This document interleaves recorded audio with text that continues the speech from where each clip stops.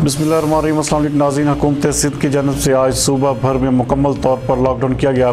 कराची की अवाम ने पुलिस और रेंजर्स से तावन करते हुए अपने अपने घरों में नमाज जुमा अदा की।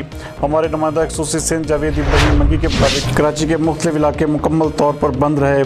शदीद गर्मी में भी पाकिस्तान रेंजर्स और सिंध पुलिस के जवानों ने सड़कों पर अपनी अपनी ड्यूटियाँ सर अंजाम दी। पाकिस्तान रेंजर्स ने ज़िला कुरंगी में मुख्तलिफ इलाकों में कोरोना वायरस से आवाम को महफूज रखने के लिए सैनिटाइज़र्स और साबुन से हाथ धुलवाने के लिए मुख्तलिफ जगहों पर गाड़ियाँ भी खड़ी की।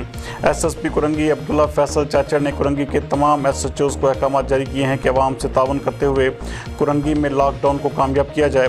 कुरंगी के तमाम इलाके मुकम्मल तौर पर बंद रहेंगे। हुकूमत सिंध ने जुमे के लिए 2 से 3 अफराद के बाद जमात मस्जिद में नमाज अदा करने का हुक्म जारी किया था, जबकि मस्जिदों की इंतज़ामिया ने हुकूमत सिंध से तावन करते हुए 2 से 3 अफराद के साथ ही मस्जिदों में नमाज अदा की।